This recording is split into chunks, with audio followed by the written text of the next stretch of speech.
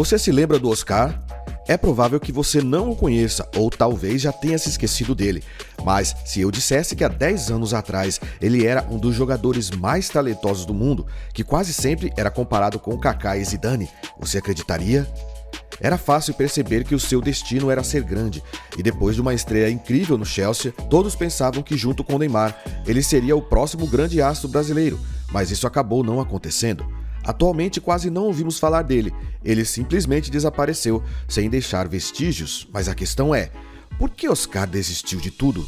Bem, é isso que vamos descobrir juntos, então, para não perder as novidades e curiosidades do futebol europeu, inscreva-se aqui neste canal e deixe o seu like.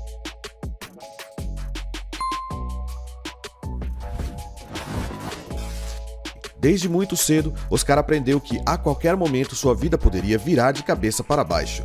Ele cresceu no lado rural do Brasil, com sua mãe ficando em casa, cuidando dele e de suas irmãs, enquanto seu pai os sustentava. Mas tudo mudaria quando ele completou 3 anos de idade e seu pai faleceu, tragicamente, em um acidente de carro que deixou não apenas a família em estado de luto, mas também em uma situação financeiramente difícil. Então, sua mãe teve que ser criativa, iniciando um negócio em casa, onde ela faria roupas para vender para outros locais. Mas ainda assim, eles lutaram muito para sobreviver. Talvez como resultado de tudo isso, Oscar cresceu e se tornou um garoto realmente determinado e ambicioso, mudando-se para São Paulo aos 14 anos, onde começou jogando futebol de salão. Mas rapidamente começou a impressionar cada vez mais e logo não só assumiria o futebol de campo, como também seria até chamado para o time principal, jogando ao lado de Kaká e de Rogério Ceni, apesar de ter apenas 16 anos. Mas o São Paulo começou a atrasar os pagamentos de salário, o que o fez ficar mais de um ano sem receber, e por isso Oscar acabou se transferindo para o Internacional, onde começou a jogar pelo time Sub-23. O São Paulo tentou recuperar o jogador, mas tudo isso acabou se transformando em um processo judicial que se arrastou por anos. O Oscar casou-se com sua namorada de infância e ela foi o segredo por trás da sua atuação mais marcante no futebol sub-20 pela seleção brasileira no ano de 2011. Antes da final contra Portugal, sua esposa, em 2012, o São Paulo venceu o processo judicial e Oscar passou a ser novamente do tricolor paulista. Seu desempenho acabou chamando a atenção do Chelsea e assim ele foi jogar na Liga dos Campeões da Europa por uma soma impressionante de 32 milhões de euros. Oscar foi convocado para a seleção brasileira olímpica, sendo parte essencial de uma formação de ataque impressionante com Neymar, Hulk, Pato, Lucas Moura e outros mais. A seleção não ganhou aquela Olimpíada, mas ficou claro que a dupla Neymar e Oscar formavam uma das duplas de ataque mais assustadoras para qualquer seleção do mundo. Quando a temporada chegou ao fim, havia muitas coisas para se impressionar, mas se uma coisa claramente se destacou para muitos, foi o fato de que, apesar de ter sido duvidado inicialmente, Oscar jogou 64 jogos em sua primeira temporada. Mas, em 2014, as coisas finalmente começaram a tomar um rumo que ninguém esperava. Oscar jogou sua primeira Copa do Mundo e ninguém poderia ter chegado nem remotamente perto de adivinhar como isso terminaria. Especialmente porque a seleção estava jogando a Copa em casa. O Brasil estava avançando na competição e era hora de enfrentar a Alemanha. E acho que nem preciso detalhar o que aconteceu naquele ano. Os torcedores estavam chorando na arquibancada como se estivessem em um funeral. Então, toda vez que você ouvir falar dos 7-1 contra a Alemanha, saiba que o único gol do Brasil foi marcado por ele, Oscar. Infelizmente, com um placar daquele não tinha nem como comemorar.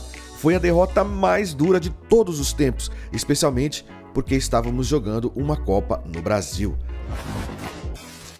Mas, tempos depois, Oscar mostrou que não há nada que esteja tão ruim que não possa ser piorado. Nos campeonatos que se seguiram após a Copa, ele se tornou um dos jogadores mais importantes do Chelsea, mas depois, do nada, sua forma caiu drasticamente. Ele sofreu uma grave colisão na cabeça, tendo que ser hospitalizado. E após uma partida contra o Arsenal, sofreu uma lesão na coxa que o deixou de fora por 4 meses, voltando apenas na temporada seguinte e assistindo das arquibancadas o Chelsea vencer a Premier League.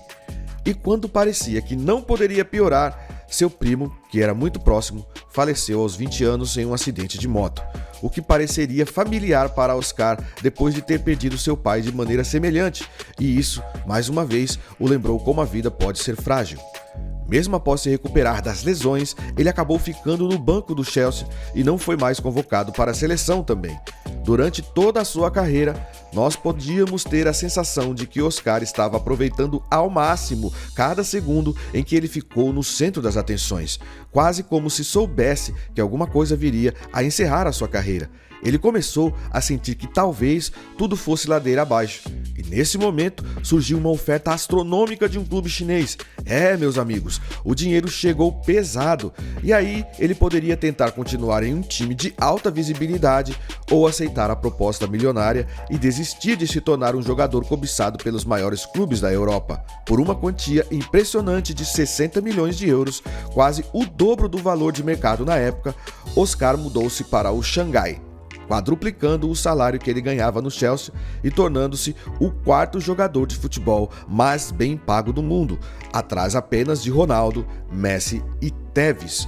Foi uma corrida do ouro, com empresas privadas investindo pesado para transformar a Superliga Chinesa em uma das melhores do mundo. Mas apenas alguns anos após a chegada de Oscar, a Liga Chinesa colocou um limite nas ofertas de transferências e as ofertas contratuais feitas para jogadores estrangeiros para impedir que os clubes fizessem o que eles chamavam de queima de dinheiro. E talvez o Xangai até tenha usado isso como uma forma de pressioná-lo a aproveitar a oportunidade.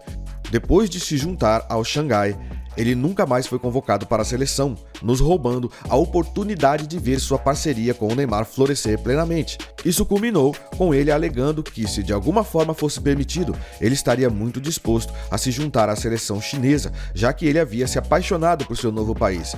Mas parece que agora ele finalmente se cansou da Superliga Chinesa, esboçando em algumas entrevistas um possível retorno ao Chelsea ou mesmo ao Brasil.